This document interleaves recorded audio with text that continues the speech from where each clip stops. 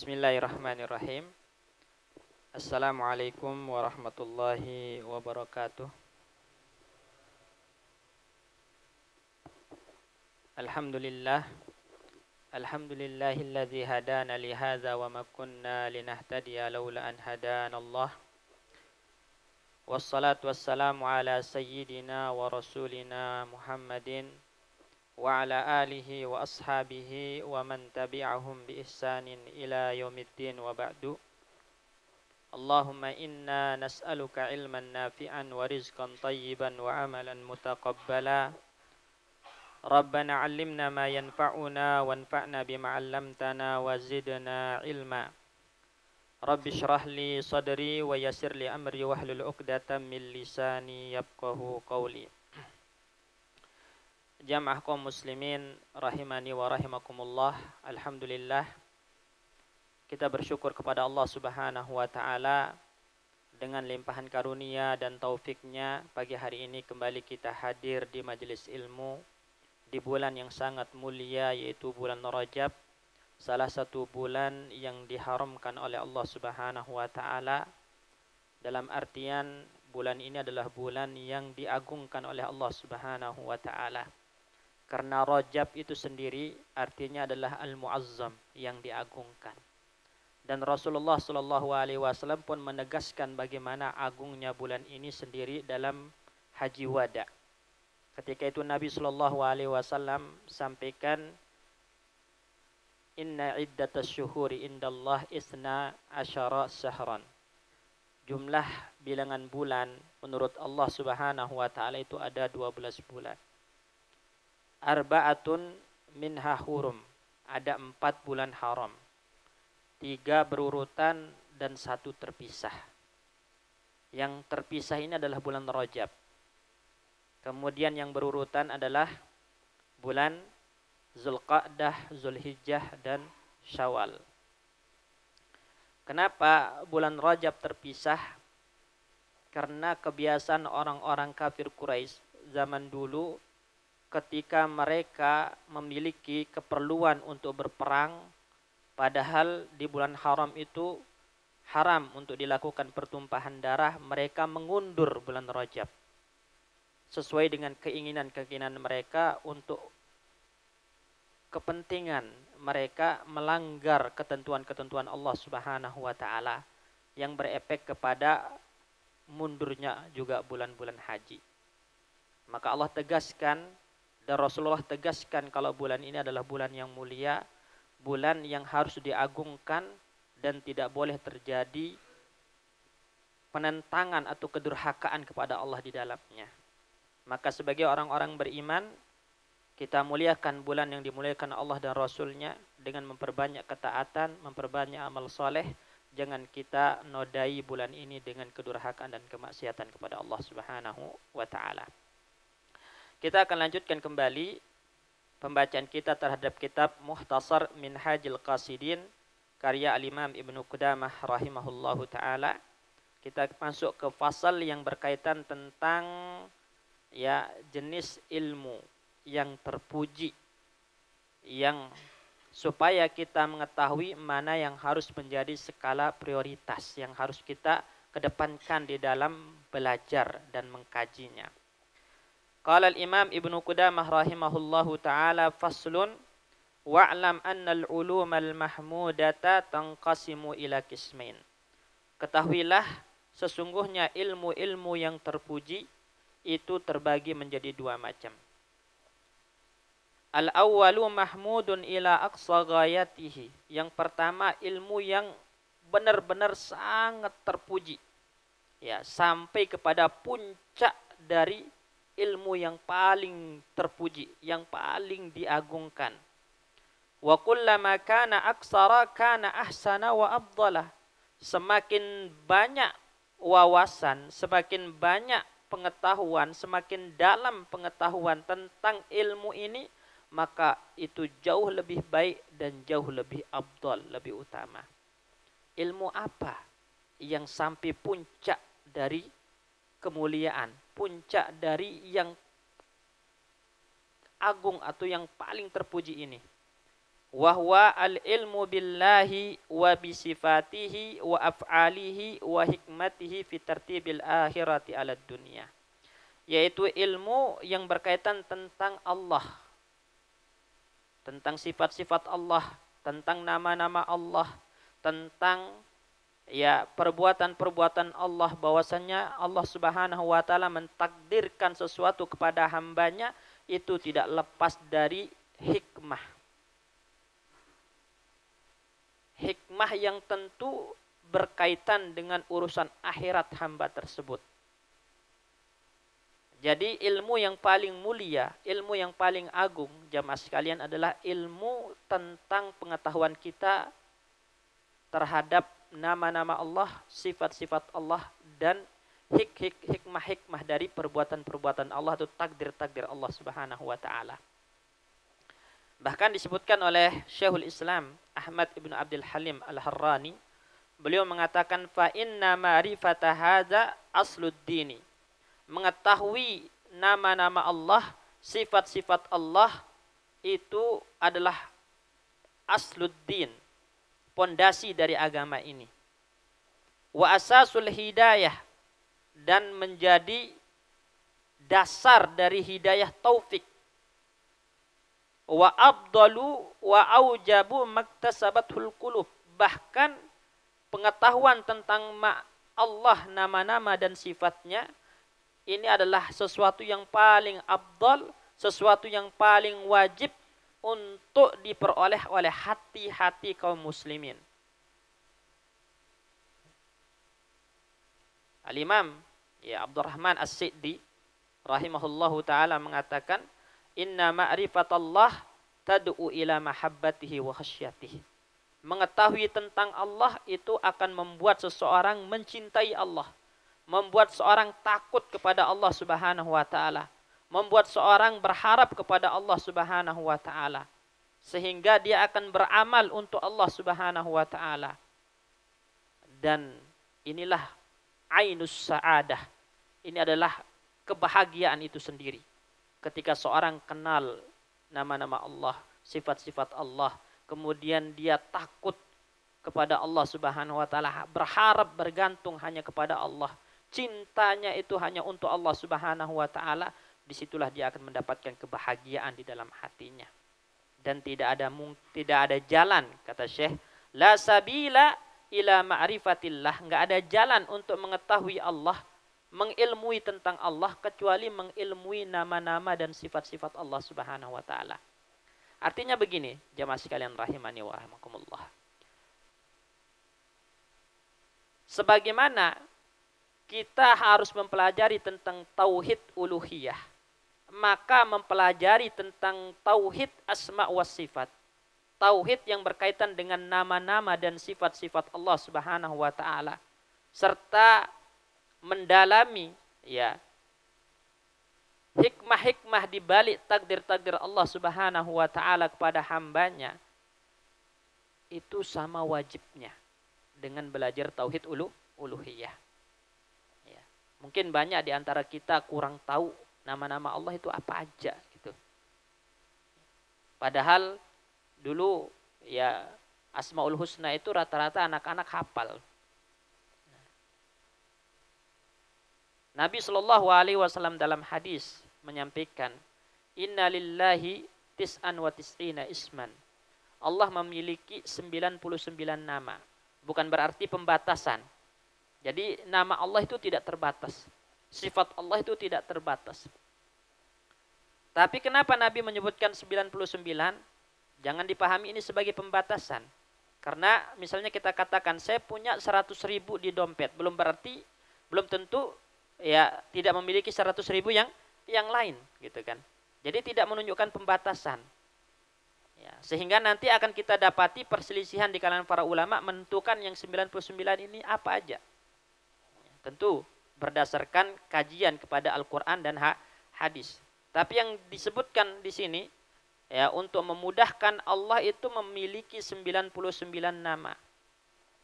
Faman yahfazha dakhalal jannah. Siapapun yang hafal maka masuk surga. Hafal maksudnya di sini adalah bukan sekedar hafal, tapi benar-benar hafal, paham dan mengamalkan kandungan dari nama tersebut. Karena orang kalau paham nama Allah, kemudian dia mengamalkan kandungan-kandungan dari nama Allah Subhanahu wa taala yang setiap nama mengandung sifat, itu maka pasti akan memiliki efek ya terhadap hatinya. Akan timbul rasa takut kepada Allah, akan timbul rasa harap kepada Allah, akan semakin mencintai Allah Subhanahu wa taala dan membuat hatinya itu merasakan kebahagiaan tersendiri. Fa inna hadza ilmun matlubun li dzatih. Jadi ilmu tentang ma'rifatullah, nama-nama Allah dan sifat-sifat Allah ini adalah ilmu yang harus dituntut, harus dipelajari. Karena itulah yang akan membawa kita kepada kebahagiaan akhirat. Dan kajian tentang Allah, ma'rifatullah ini adalah kajian yang sangat luas, sangat dalam, yang nggak mungkin kita bisa menyelaminya. Ya, orang-orang yang belajar berusaha untuk ma'rifatullah itu semuanya itu masih berada di pinggir. Jadi pengetahuan tentang Allah itu seperti samudera yang sangat luas, yang sangat dalam, tidak mungkin bisa diselami. Yang mempelajari tentang Allah, ma'rifatullah itu semuanya rata-rata ada di pinggirannya saja. Cuman masalahnya apakah kita termasuk orang yang berusaha untuk ma'rifatullah ini? Untuk mengenal Allah dengan cara memahami nama-namanya, memahami sifat-sifatnya, memahami hikmah-hikmah di balik perbuatan dan takdir Allah Subhanahu wa taala kepada kita. Jadi ini adalah ilmu yang paling wajib sebenarnya dan paling terpuji. Al-qismus tsani, kemudian jenis ilmu yang terpuji yang kedua, al-ulumul lati la yuhmadu minha illa miqdarun mahsus. Ilmu yang hanya terpuji apabila kita mempelajari kadar tertentu saja. Berlebihan kurang baik. Ya, hanya kadar tertentu saja yang kita butuhkan untuk kemaslahatan kita, untuk kemaslahatan bersama. Berlebihan itu kurang bagus. Ya. Apa aja? Ilmu yang sifatnya fardu kifayah. Misalnya, ya, belajar kalau sebagai alat bantu untuk paham, ya, paham kitab-kitab atau paham isi Al-Quran, paham hadis Nabi, itu banyak cabang ilmu. Misalnya ada nahwu shorof namanya. Nahwu shorof itu ya kita pelajari sesuai dengan kadar yang kita butuhkan. Berlebihan itu tercela karena akan menghabiskan waktu. Banyak ilmu-ilmu yang sifatnya fardu kifayah. Terpuji hanya sekadar yang dibutuhkan saja. Kalau berlebihan maka tercelah. Makanya saya mengatakan di sini fakun ahada rajulaini. Jadilah salah satu dari dua orang. Imma mashghulan bi nafsika wa imma mutafarrigan li ghairika ba'dal faraq min nafsika.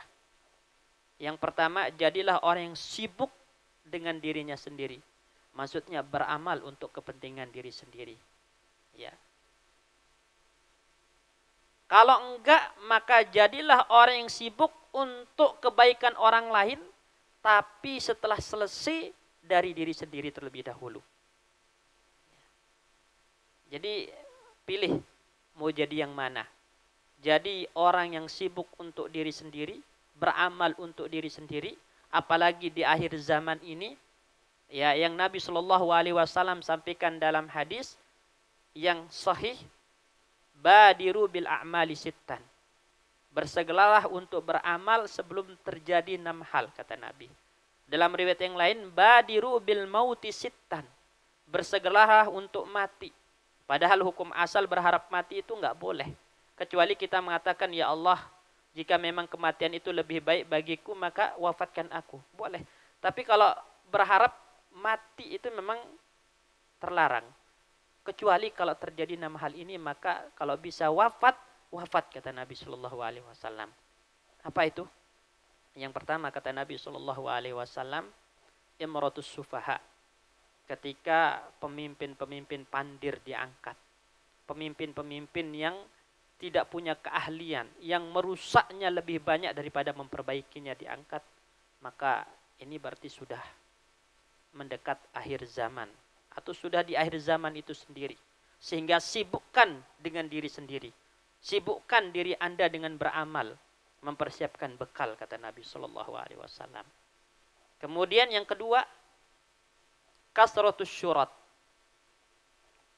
Banyaknya syurat. Syurat itu syurtah. Syurtah itu diambil dari kata syarata yang bermakna alamah, tanda. Jadi ada orang-orang yang tugasnya adalah untuk menjaga keamanan, memiliki ciri-ciri khusus yang mereka jadikan sebagai seragam dan pangkat, seharusnya melindungi tapi menjadi a'wanuz zalamah, menjadi pembela-pembela kezaliman. Berarti udah di akhir zaman. Kemudian yang ketiga, kata Rasulullah sallallahu alaihi wasallam,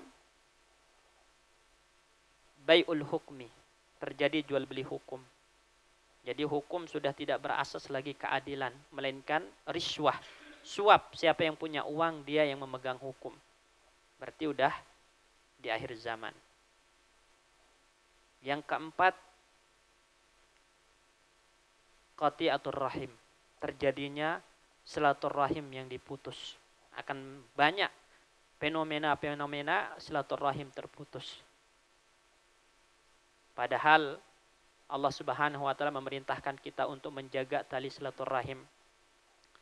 Bahkan kalau ada orang tua kita yang telah wafat, istri yang telah wafat, termasuk ihsan, berbuat baik kepada mereka adalah menjaga silaturahim mereka dengan teman-temannya, dengan kerabatnya, dengan sahabatnya. Tapi kita di akhir zaman akan banyak fenomena, kita dapati fenomena-fenomena ya pemutusan tali silaturahim ini. Berarti sudah mendekati hari kiamat. Yang kelima kata Nabi, istighfafan biddima. Nyawa itu sudah tidak ada harganya lagi. Sehingga akan kita dengar pembunuhan di sana sini. Ya, nyawa manusia itu sudah tidak ada harganya lagi, begitu gampang untuk menumpahkan darah. Padahal kata Rasulullah sallallahu alaihi wasallam, la zawalud dunya ahwanu indallah min qatli rajulin muslim. Ya, hancurnya dunia ini itu lebih ringan bagi Allah daripada terbunuhnya seorang muslim. Ya, tanpa alasan yang hak, yang dibenarkan oleh Allah Subhanahu wa taala. Kemudian baru yang keenam, ya, niswun yattahizun al-Quran mazamir. Ada anak-anak muda yang akan menjadikan Al-Quran itu sebagai nyanyian, sebagai ya sesuatu yang difokuskan kepada keindahan suara saja, tanpa memahami Al-Quran. Jadi yuqaddimunahum, ya, mereka akan menjadikan anak-anak muda ini sebagai imam untuk melantunkan, melagukan Al-Quran bagi mereka, walaupun nggak paham apa yang dibaca. Berarti itu sudah terjadi di akhir zaman. Sehingga ketika hal-hal ini terjadi, maka pilihannya adalah imma masygulan binafsik, jadi orang yang sibuk dengan diri sendiri, memperbanyak amal, memperbanyak bekal. Kalau enggak, berusaha untuk mutafarrigan li ghairik. Ya, kita totalitas memberikan ya sesuatu yang mendatangkan kebaikan untuk orang lain, tapi catatannya ba'dal faraq min nafsika, setelah kita selesai dengan diri kita sendiri terlebih dahulu. Jadi kita udah beramal, baru silakan menjadi orang bermanfaat untuk orang lain. Jangan sampai kita iyyaka an tashtagila bima yuslih ghairaka qabla islahi nafsik, kata Syekh.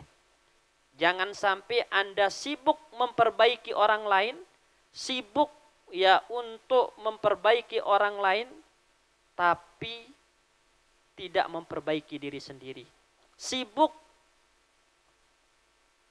menolong orang lain supaya menjadi lebih baik, berdakwah, mengajar sana sini, tapi dirinya sendiri masih belum benar. Jadi yang harus kita sibukkan adalah untuk kepentingan diri sendiri dulu, baru memperbaiki orang lain.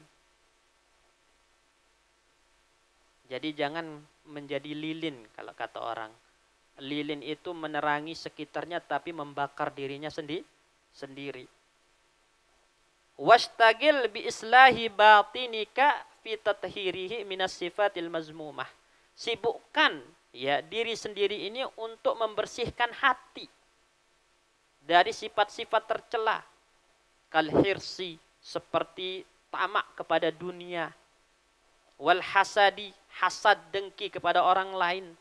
Warriya, riya, beramal agar dipuji. Qabla islahi zahirik, sebelum kita memperbaiki urusan zahir, urusan yang nampak. Jangan sibuk memperbaiki hal-hal yang tampak, tapi hati penuh dengan penyakit. Masih sombong, masih iri, masih dengkian, masih tamak kepada dunia. Kemudian kita memperbagus ya tampilan luar saja. Kalau sholat, Masya Allah, khusyuknya kelihatan khusyuk, tapi hatinya riya. Kalau sedekah, Masya Allah, sedekahnya banyak, tapi ternyata ya ujub dan semisalnya. Karena hati ini ya kalau penuh dengan penyakit, maka amalan-amalan lahiriah itu tidak ada artinya. Inna fil jasadi mudghah, di dalam jasad ini ada segumpal daging. Iza salahat, kalau daging ini baik, maka baik amalan zahir, amalan yang nampak itu baik. Tapi kalau hati ini busuk, hati ini rusak, penuh dengan penyakit, amalan zahir pun itu tidak ada artinya. Nanti akan dibahas di Rub'ul Muhlikat. Jadi ada 1/4 amalan yang membinasakan. Itu sebagian besarnya tentang amalan hati. Salama ibnu Dinar mengatakan, unzur alladhi yuslihuka fa'mal bihi. Lihatlah kepada sesuatu yang memperbaiki diri Anda terlebih dahulu, maka lakukan. Wa in kana dzalika fasadan linnas. Meskipun ketika Anda melakukannya itu akan membuat orang lain itu tidak ada yang memperbaikinya. Jadi kondisi orang lain rusak misalnya. Dan itu terjadi di akhir zaman. Kita lihat bagaimana kondisi orang-orang ini mulai rusak. Jatuh dalam kemaksiatan, kederhakaan, ya, kekufuran, kesyirikan. Tapi kita juga belum benar. Maka mana yang harus kita kedepankan? Ya, memperbaiki orang lain atau memperbaiki diri sendiri? Jawabannya adalah unzur allazi yuslihuka. Lihat yang memperbaiki diri Anda dan lakukan itu meskipun orang lain sedang rusak-rusaknya. Wanzur allazi yufsiduka fada'hu. Lihat apa saja yang bisa merusak Anda, merusak agama Anda, merusak moral Anda, merusak akhlak Anda, tinggalkan. Ya, tinggalkan.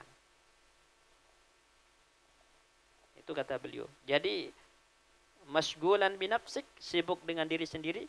Ya, jangan sibuk dengan orang lain sebelum selesai dengan diri sendiri.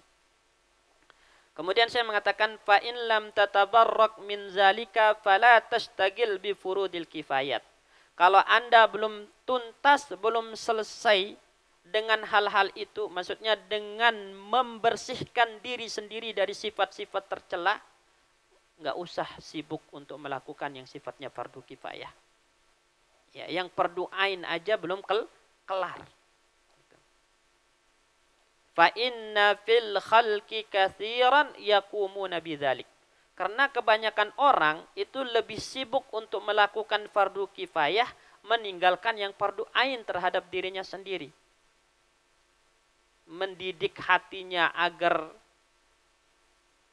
ridho, agar cinta, agar takut kepada Allah, mendidik hatinya agar tidak tamak kepada dunia, berusaha membersihkan hati dari hasad, riya, ujub dan yang semisalnya, ini ditinggalkan.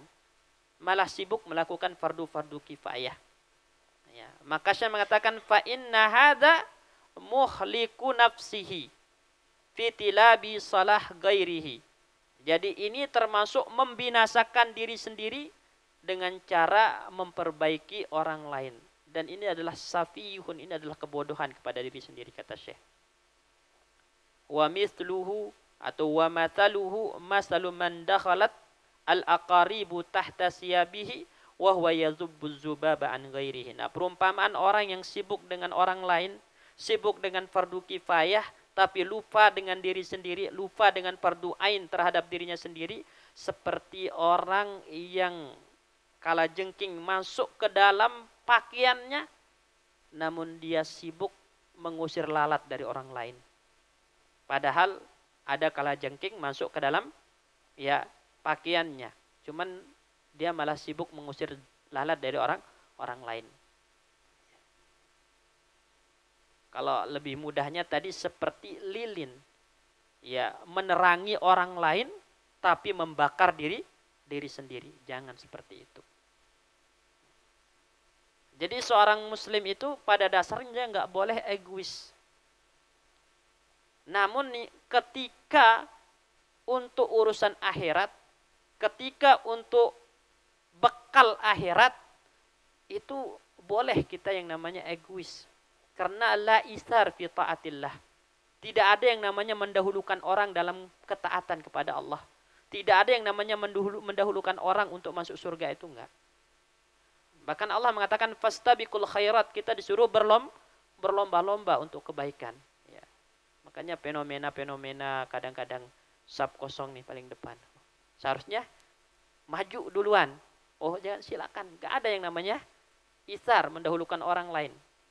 Karena kita lebih butuh untuk menjadi yang terdepan masuk surga daripada mendahulukan orang lain.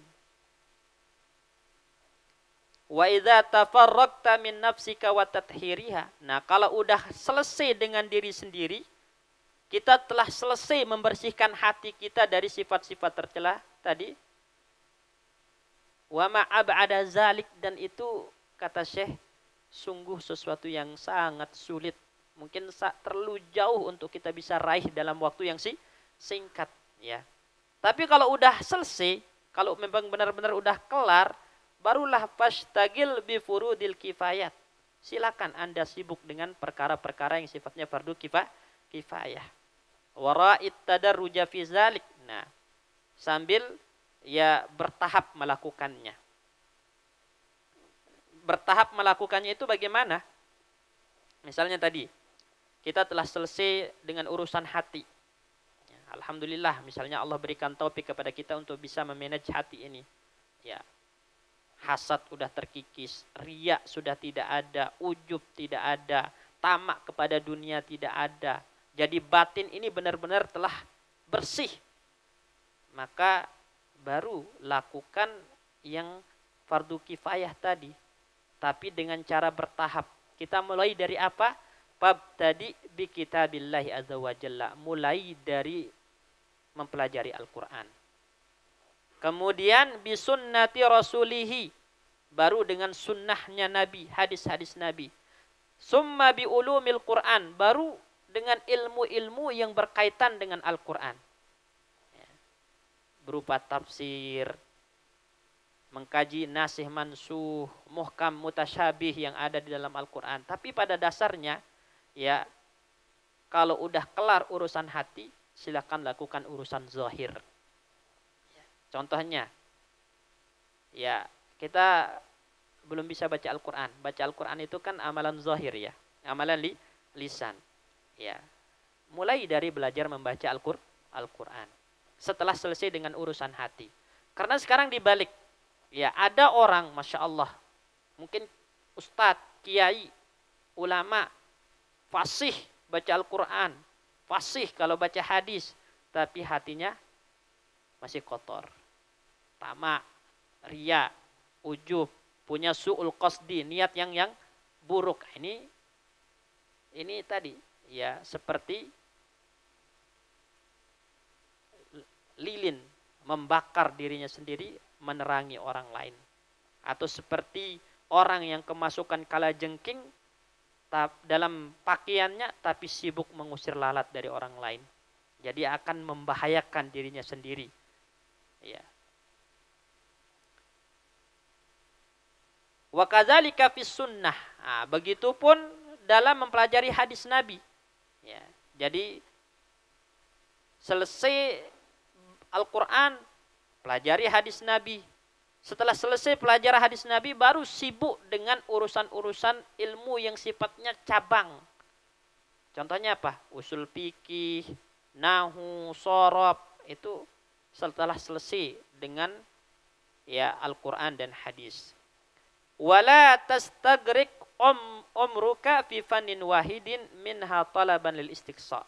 Jangan habiskan usia ini hanya untuk mempelajari satu disiplin ilmu secara mendalam, jangan. Fa innal ilma katsir, karena ilmu itu terlalu banyak, wal umra qasir, sedangkan umur itu pendek. Ya, pendek. Jadi jangan sibuk hanya mempelajari nahwu shorab, jangan sibuk mempelajari ya fikih, jangan sibuk mempelajari tafsir gitu kan. Habis usianya, jangan. Jadi ambil dari setiap ilmu itu yang dibutuhkan. Yang dibutuhkan.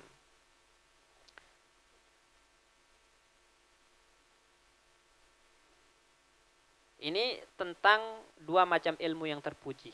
Jadi kita harus memiliki skala prioritas. Yaitu pelajari ilmu yang sifatnya fardu ain. Yang paling fardu ain itu apa? Ilmu tentang ma'rifatullah. Ilmu tentang ma'rifatullah. Mempelajari nama-nama dan sifat-sifat Allah Subhanahu wa taala. Makanya penting ya. Jamaah sekalian, mungkin harus ada ya DKM itu suruh ustadz atau siapa mengkaji fikih Asmaul Husna. Fikih Asmaul Husna, fikih tentang nama-nama Allah Subhanahu wa taala. Kemudian kandungan-kandungan dari nama-nama Allah, semoga kita bisa mempraktekkannya dalam kehidupan sehari-hari.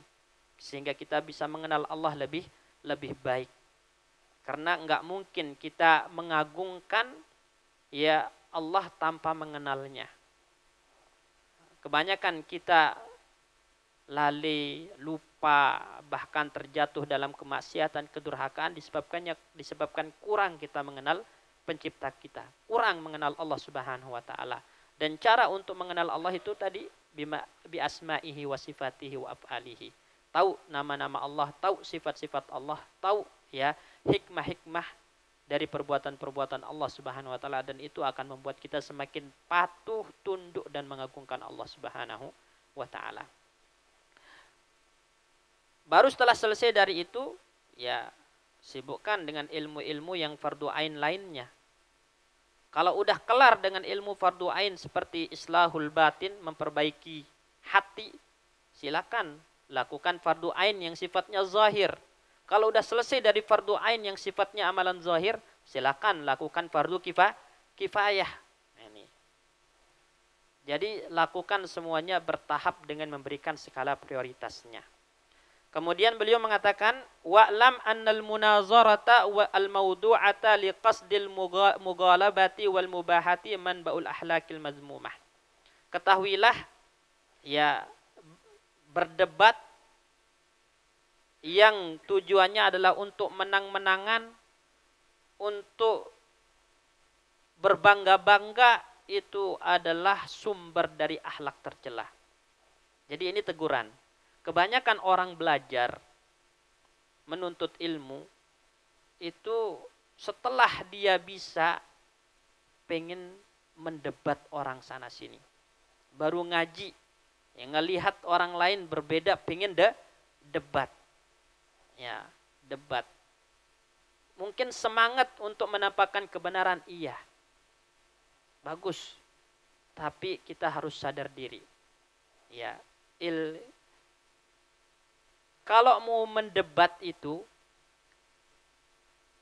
lihat niat antum apa. izharul haq untuk menampakkan kebenaran. Kalau memang untuk menampakkan kebenaran, ketika ternyata ya pendapat antum lemah, pendapat antum salah, siap untuk rujuk. Tapi masalahnya kadang-kadang orang ketika didebat atau mendebat nggak terima yang namanya kalah. Ya, berarti niatnya nggak benar. Oleh karena itu seringkali debat itu, kata Syekh itu tujuannya adalah al-mughalabah, untuk menang-menangan. Jarang sekali ada orang debat untuk mencari kebenaran. Rata-rata berdebat untuk menang-menangan. Untuk berbangga-bangga, saya lebih luas ilmunya, saya lebih dalam pengetahuannya. Ya, maka hal semacam ini menjadi muara dari akhlak-akhlak tercela. Pakar ulama mengatakan, orang itu kalau menuntut ilmu, itu ada 3 tahapan biasanya. Man dakhala fi syibril awal takabbar. Ya, orang baru masuk tahapan pertama itu sukanya sombong kalau udah belajar. Belajar masuk pada tahapan pertama itu rata-rata jadi orang sombong, merasa dirinya paling bisa. Sehingga mendebat sana sini. Tapi kalau udah masuk tahapan kedua, tawadhu, dia rendah hati. Kalau udah masuk tahapan ketiga, alima annahu la ya'lamu syai'. Dia tahu ternyata enggak tahu apa-apa. Ilmunya itu baru sedikit. Jadi yang biasanya suka debat sana sini, ya itu adalah orang yang baru belajar, baru masuk tahapan awal. Nah, pendebat-pendebat itu kata Syekh, la yaslam sahibuha min kibarin lihtiqaril muqassirin anhu. Tidak akan selamat dari sifat sombong, karena rata-rata akan menganggap remeh lawannya. Menganggap lawannya itu kerdil, kecil. Ini rata-rata pendebat seperti itu. Wa ujbun binafsih. Wa ujbin binafsih lirtifaihi ala kathirin min nuzaraihi, dan merasa ujub dengan dirinya sendiri karena merasa lebih tinggi daripada lawannya, merasa lebih hebat daripada lawannya. Lihat, debat itu menjadi sumber dari akhlak tercela, sombong, ujub. Wala yaslam minar riya, dan juga tidak selamat dari riya. Kenapa? Karena rata-rata maksudun nazir, tujuan dari orang yang mendebat itu saat ini, kata beliau, pada masanya, apalagi pada masa kita, adalah ilmun nas bi ghalabatihi, agar semua orang tahu ternyata dia itu mampu mengalahkan lawan. Ini rata-rata, ya. Jadi mendebat orang lain supaya pamornya naik.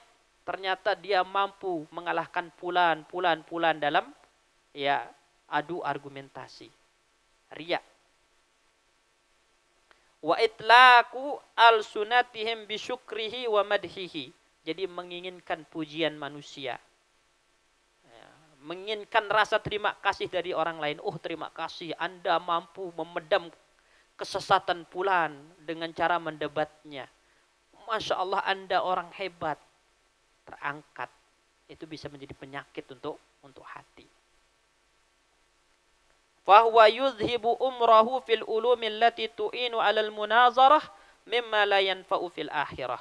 Jadi kadang-kadang habis usia ini untuk belajar ilmu yang bisa membuat dia mengalahkan lawan debat.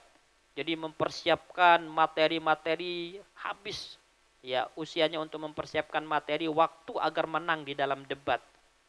Padahal ilmu-ilmu yang dia pakai berdebat, yang dia persiapkan sebagai bahan debat, la yanfa'u fil akhirah, tidak akan mendatangkan manfaat untuk urusan akhiratnya. Karena tadi tujuan berdebat bukan untuk menampakkan kebenaran, mencari kebenaran, tapi untuk menang-menangan. Jadi itu hanya sekedar narasi yang diperbagus, ya menghafal dalil-dalil yang sifatnya tidak dikuasai orang lain untuk menunjukkan ya kalau dirinya itu lebih unggul daripada orang lain. Itu hanya sekedar hiasan di lisan saja, tapi tidak ada pengaruhnya ke hati, bahkan merusak hati. Maka hati-hati dari debat ini. Ya, disebutkan dalam hadis, Asyaddun nasi azaban yaumal qiyamati alimun lam yanfa'hu ilmuhu. Orang yang paling keras azabnya kelak pada hari kiamat, kata Nabi, adalah orang yang berilmu tapi tidak mengambil manfaat dari ilmunya sendiri. Walaupun orang lain mengambil manfaat dari ilmunya, tapi dia tidak mengambil manfaat dari ilmunya sendiri. Karena ilmu itu hanya sebatas wawasan. Ilmu itu hanya sebatas penghias lisan. Namun hatinya sendiri itu digerogoti oleh penyakit-penyakit tadi. Seperti sombong, riya, ujub. Ini waspada. Ya, karena ilmu itu memiliki togutnya sendiri. Jadi ilmu itu bisa membuat orang melampaui batas, sebagaimana harta itu membuat orang melampaui batas. Ada orang kaya, kadang-kadang melampaui batas dengan kekayaannya, merasa dirinya lebih hebat, lebih tinggi derajatnya daripada orang lain, akhirnya sombong, memandang rendah orang lain. Begitupun ilmu. Ya, walaupun dia mungkin secara finansial tidak seberapa, tapi menganggap dirinya lebih luas wawasannya, lebih berpengetahuan daripada orang lain. Jatuh dalam kesombongan, jatuh dalam ujub, jatuh dalam riya. Hati-hati, ini penyakit orang berilmu. Kemudian saya mengatakan, ya, ini teguran ya kepada mereka yang berilmu. Sekarang ada teguran kepada yang muta'allim, orang yang belajar. Ya, jadi yang ditegur itu bukan saja yang berilmu, tapi yang belajar juga. Ammal muta'allimu fayan bagilahu taqdimu taharatin nafsi an razailil ahlak wa mazmumis sifat. Adapun orang-orang yang belajar, kata Syekh, maka seyogyangnya atau sepantasnya, seharusnya mengedepankan mensucikan diri, mensucikan hati dari akhlak-akhlak tercela, dari sifat-sifat tercela. Maksudnya begini, Pak. Sebelum belajar, hal yang pertama kali kita lakukan adalah membersihkan hati. Ya.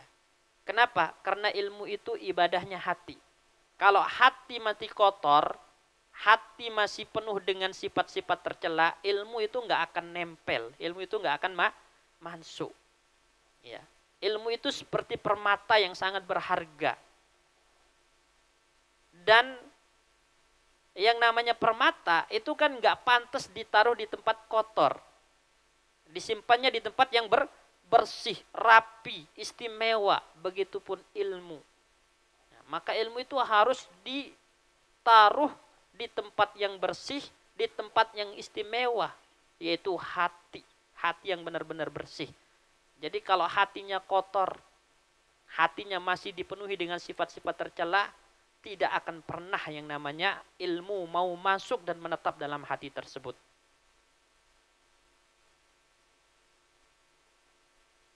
Ilmu itu cahaya. Cahaya dari Allah Subhanahu wa taala. Dan cahaya Allah itu tidak akan pernah masuk ke dalam hati yang penuh dengan kemaksiatan. Jadi yang pertama, kalau belajar, sebelum belajar itu perbaiki niat. Perbaiki niat, perbaiki hati. Karena tadi kalau masih kotor hatinya, masih buruk tujuannya, niatnya buruk, ilmu tidak akan pernah didapat. Wattaqullaha wa yu'allimukumullah. Bertakwalah kepada Allah itu dalam artian ini. Urusan hati diperbaiki dulu. Allah akan berikan ilmu, Allah akan bukakan ilmu. Tapi kalau hati masih kotor, sekuat apapun kita belajar, ya, habis waktu, ilmu tidak kita akan dapati. Kemudian yang kedua, ketika belajar itu yan bagilahu qat'ul alaik asyagilah. Fa innal aqla mata tawazza'at qasarat an idrakil haqa'iq. Jadi kalau belajar itu harus fokus. Harus fokus. Ya. Kenapa? Karena akal ini itu kalau udah terbagi-bagi, maka nggak akan pernah bisa untuk menguasai sesuatu. Menalar sesuatu dengan cara yang benar itu nggak akan bisa. Ya. Makanya kalau di majelis ilmu, bawa buku, ya, Terus catat, kata Imam Syafi'i apa? Al ilmu sayyidun wal kitabatu qayyiduha. Ilmu itu seperti buruan. Untuk mengekangnya itu adalah dengan tulisan. Faminal hamaqati an tazida ghazalatan summa tatrukha bainal khalaiqi taliqah. Termasuk kebodohan kata Imam Syafi'i, Anda datang ngaji cuman dengar doang terus setelah itu tidak dicatat. Ibarat orang memburu gozal, kijang, setelah dapat dibiarkan tanpa diikat ya kabur gitu. Ilmu pun begitu. Ya kalau nggak dicatat, kalau nggak ditulis, hilang. Karena kita bukan Imam Syafi'i. Imam Syafi'i yang sekali dengar langsung hafal. Jadi dulu para sahabat, Masya Allah ya. Para sahabat itu ketika ngaji kepada Rasulullah Shallallahu Alaihi Wasallam pernah sampai minta izin kepada Nabi untuk menulis hadis. Tapi Nabi tidak mengizinkan. Kenapa? Karena pada saat itu ya Al-Quran belum turun secara sempurna, secara utuh. Sehingga Rasulullah takut nanti akan tercampur antara Al-Quran dengan hadis. Dari sini ada pelajaran fokus terhadap sesuatu. Ya, kemudian yang kedua, ya, ada semangat para sahabat untuk mencatat supaya ilmu itu tidak hilang. Setelah itu Rasulullah izin. Setelah selesai Al-Quran, ya turun semua, mulailah tadwin, pencatatan hadis. Karena mencatat itu penting, menulis itu penting. Dan jadi pertama kalau belajar itu harus fokus. Karena kalau tidak fokus, akal pikiran kita kemana-mana di majelis ilmu, maka kita tidak akan bisa menalar sesuatu dengan benar. Bahkan bisa mentah yang diperolehnya. Itu berbahaya sekali kalau ngaji setengah-setengah itu. Misalnya dijelaskan di majelis, wanita yang talak 1, talak 2, masih dalam masa iddah, statusnya istri, gitu kan. Ya kan, wanita yang ditalak 1, talak 2 dan masih dalam masa iddah itu statusnya masih istri. Ya. Didengarnya setengah. Wanita yang talak 1, talak 2 statusnya masih istri. Tapi dalam masa iddahnya dihilangkan. Udah ceraiin istrinya udah 6 bulan, 7 bulan. Ya, balik lagi. Balik. Kan masih istri antum. Anda, saya cuma ceraikan talak 1. Ada kasus kayak gini, Pak. Saya ngalamin sendiri, pernah ditanya. Ya, ada seorang itu menceraikan istrinya talak 1. Selesai masa iddahnya, itu perempuan gak ada yang nafkahin, balik kampung. Tiba-tiba si laki-laki itu ke kampung nyari. Ngapain? Minta jatah. Kan kamu istri saya. Kan udah diceraikan. Kata Ustadz, kalau masih talak 1 istri, gitu. Itu ngajinya setengah-setengah. Iya kan, repot. Iya benar, talak 1 statusnya masih istri, tapi kalau dalam masa iddah, gara-gara ngajinya setengah-setengah di majelis ilmu, entah itu tidur atau enggak nyatet atau memang sengaja, akhirnya jatuh dalam perzinaan. Gara-gara dia nyebut nama ustadz, itu mantan istrinya ngasih jatah. Sangat berbahaya. Makanya kalau ngaji itu harus fokus. Kalau akal pikiran enggak fokus, maka qasarat an idrakil haqaiq. Pasti tidak akan benar dalam memahami dan menalar sesuatu. Sehingga mentah ya ilmunya, setengah-setengah yang dia ketahui. Itu sangat berbahaya. Yang merusak agama itu adalah ulama, ustadz yang setengah-setengah, yang ngaji setengah-setengah, yang merusak ya, yang merusak badan itu apa siapa? Dokter yang setengah-setengah gitu kan. Ya, dokter gadungan. Yang merusak lisan itu adalah orang yang belajar nahu setengah-setengah kata para ulama. Pokoknya yang setengah-setengah itu berbahaya. Sehingga butuh kepada yang sifatnya fokus. Fa in waqad kana salafu yu'assiruna al-ilma ala kulli syai'. Para sahabat ya, para salaf, sahabat tabi'in, tabi'ut tabi'in itu selalu mengedepankan ilmu dari segala sesuatu. Ilmu itu nomor 1, prioritas. Jadi ketika mereka belajar dalam majelis ilmu, fokus kepada ilmu. Karena ilmu menjadi prioritas. Yang lain disampingkan. Ya, yang dikesampingkan. Bahkan ada yang mendermakan usianya untuk ilmu. Sampai nggak nikah-nikah. Itu banyak para ulama. Ya, sehingga ditulis kitab namanya Al-Ulama Al-Uzzab. Ulama-ulama yang melajang. Kenapa? Karena mereka terlalu fokus untuk ilmu. Kita ambil contoh aja. Imam Ahmad itu nikahnya usia berapa? Setelah lewat 40 tahun. Jadi setelah lewat usia 40 tahun baru nikah. Kenapa? Karena dari kecil sampai 40 tahun itu terlalu fokus untuk ilmu. Nah, kita nggak bisa seperti itu. Nah, paling tidak di majelis ilmu kita fokus gitu kan. Di majelis ilmu aja yang kita fokus. Kalau nggak bisa seperti Imam Ahmad yang menghabiskan usianya fokus dengan ilmu. Atau seperti Imam Nawawi yang menghabiskan usianya untuk ilmu. Ya, beliau wafat itu 30-an. Tapi karya yang disumbangkan untuk kaum muslimin itu luar biasa. Banyaknya, berkah usianya. Fokus untuk ilmu. Dan kita nggak mampu. Kalau nggak mampu seperti itu, minimal di majelis ilmu kita fokus.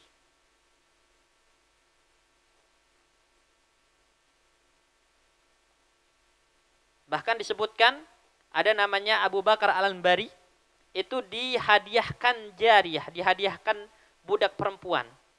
Ketika budak perempuan itu masuk menemuinya, pada saat itu dia sedang memikirkan satu permasalahan fikih, satu permasalahan ilmu, buyar. Ya, artinya permasalahan itu langsung buyar, akalnya nggak fokus, gara-gara ada ya budak perempuan yang masuk menemuinya. Lalu apa dia bilang? Ahrijuha ilan nakhas. Ini budak perempuan. Bawa keluar. Kasih itu sama tukang jual budak. Ya, disuruh untuk jual lagi. Lalu si budak ini merasa bersalah, apa dosa saya kok diusir terus mau dijual? Apa kata Abu Bakar Al-Anbari? Anda tidak punya dosa. Tidak punya salah.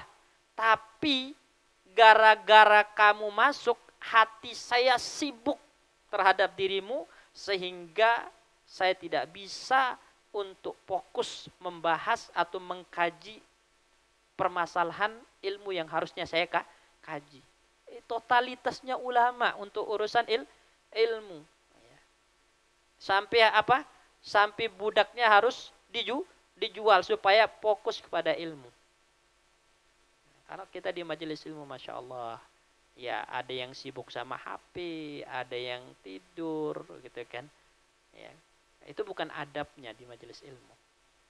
Makanya para ulama mengatakan kalau Anda ya hadir ke majelis ilmu, tapi hanya untuk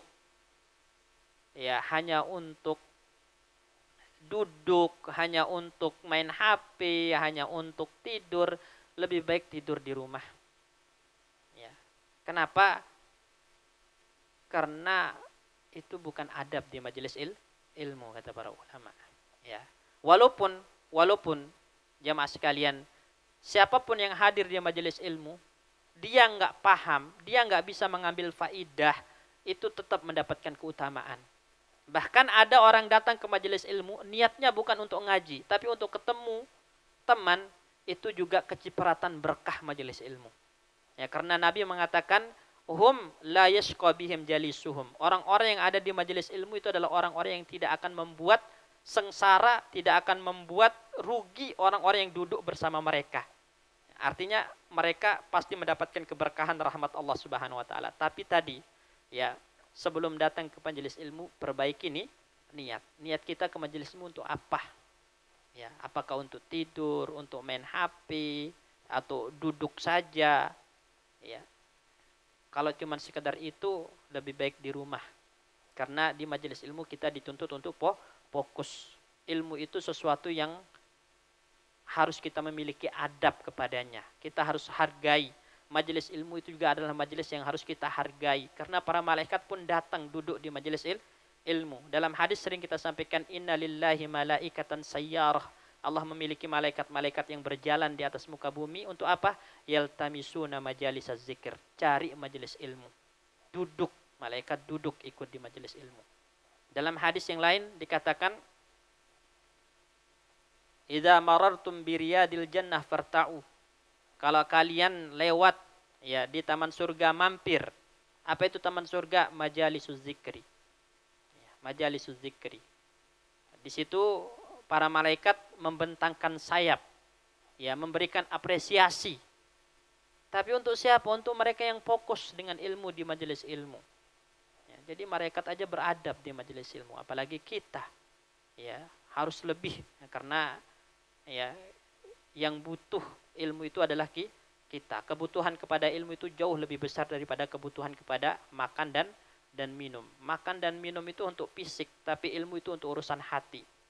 Ya, kalau kita nggak makan, nggak minum, fisik yang mati. Tapi kalau kita nggak ngaji, nggak ada asupan ya untuk hati, hati yang mati, hati yang keras, hati yang punya penyakit. Nah, kalau hati punya penyakit, ya kalkuzi mujahiyah, seperti gelas yang dibalik, kata Nabi Shallallahu Alaihi Wasallam. Nggak bisa lagi menerima nasihat, keras.